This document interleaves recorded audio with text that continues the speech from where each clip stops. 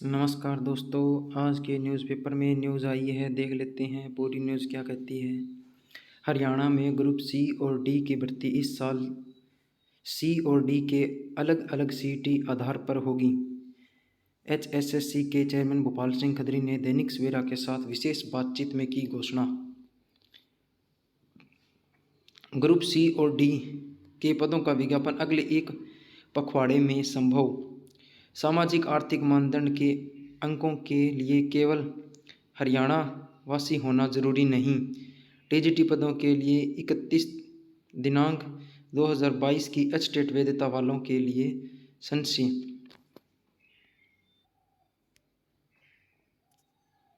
हरियाणा सरकार और बोर्डों निगमों के ग्रुप सी और डी पदों पर भर्ती इस साल ग्रुप सी और डी के अलग अलग सीटी स्कोर के आधार पर होगी। ग्रुप सी और डी का एक ही सीटी पेपर करवाने का फैसला अगले साल 2024 से लागू होगा।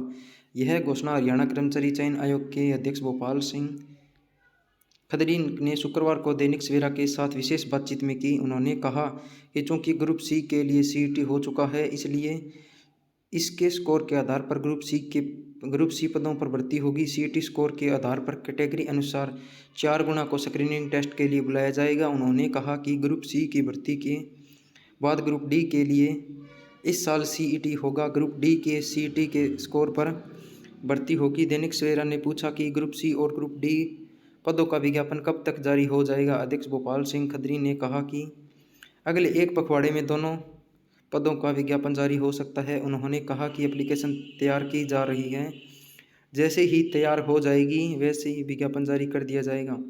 उन्होंने कहा कि ग्रुप डी पदों के विज्ञापन के बाद वन टाइम रजिस्ट्रेशन प्रक्रिया शुरू होगी। जिन्होंने पहले रजिस्ट्रेशन करवाया हुआ है वे अपडेट कर सकेंगे। जिन्होंने रजिस्ट्रेशन नहीं करवाया हुआ है वे नया पंजीकरण कर सकेंगे। उन्होंने कहा कि ग्रुप डी के लिए सीटी फिलहाल अनिश्चित काल के लिए टला हुआ है, मगर इस साल ग्रुप डी के लिए सीटी अवश्य होगा।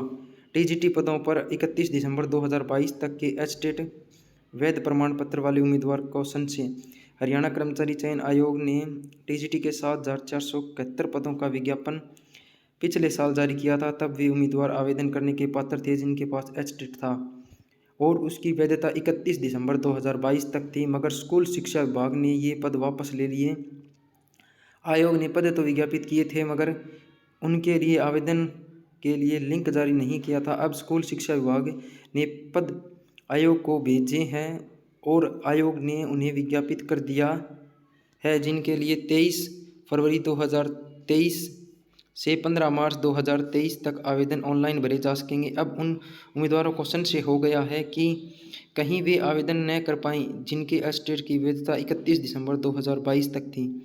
विज्ञापन में लिखा है कि किसी पद के लिए आवेदन करने वाले उम्मीदवार को सुनिश्चित करना है कि सभी प्रमाण पत्र, दस्तावेज, एच-टेट और सामाजिक आर्थिक मानदंड और अनुभव वगैरह आवेदन की आखिरी तारीख तक पूरी करते हों। अब चूंकि इसमें यह नहीं लिखा है कि जिनके एच-टेट की वैधता 31 दिसंबर 2022 तक थी वे आवेदन नहीं कर पाएंगे, और न ही यह लिखा है कि वे आवेदन कर पाएंगे। ऐसे कई उम्मीदवार ने दैनिक सवेरा से संपर्क कर आग्रह किया कि वे एचएससी के अध्यक्ष भोपाल सिंह खत्री से पता कर संशय दूर करवा दें। दैनिक सवेरा ने उन्हें कहा कि वे एक आवेदन आयोग के अध्यक्ष को दें और एक आवेदन मुख्यमंत्री मनोहर लाल को दें और अपनी बात रखते हुए आग्रह करें। इन उम्मीदवारों ने कहा है कि अगर पिछले साल विज्ञापित पदों पर आवेदन करवा लिया जाता तो वे आवेदन कर सकते थे। उन्होंने मुख्यमंत्री मनोहर लाल और आयोग के अध्यक्ष भोपाल सिंह खत्री से आग्रह किया कि उन्हें आवेदन करने की अनुमति दें। सामाजिक आर्थिक मानदंडों के अंकों के लिए अब केवल हरियाणा वासी होना जरूरी नहीं। हाई कोर्ट के एक इलेक्ट्रिकल इंजीनियर की भर्ती मामले में सामाजिक आर्थिक मानदंड के 20 अंक केवल हरियाणा तक सीमित करने के कारण चयन से वंचित एक उम्मीदवार की याचिका पर सुनवाई करते हुए समानता का अधिकार का उल्लंघन बताया था। इस फैसले के बाद हरियाणा सरकार ने सामाजिक आर्थिक मानदंड के अंक प्राप्त करने वाले के लिए हरियाणावासी होने का शब्द हटा दिया। इसका मतलब यह हुआ है कि सामाजिक आर्थिक मानदंड के अंक अब स्वामी उम्मीदवारों को पात्रता होने पर मिलेंगे, मगर हरियाणा के उम्मीदवारों के दस्तावेज तो परिवार पहचान पत्र PPP के कारण वेरीफाई हो सकेंगे, मगर दूसरे राज्यों के दस्तावेज की वेरिफिकेशन थोड़ी मुश्किल होगी। अध्यक्ष भोपाल सिंह कदरी ने कहा कि सामाजिक आर्थिक मानदंड की शर्त में प्रदेश सरकार ने हरियाणा निवासी होने का शब्द हटा दिया है। धन्यवाद दोस्तों, ये थी आज की पूरी न्यूज़।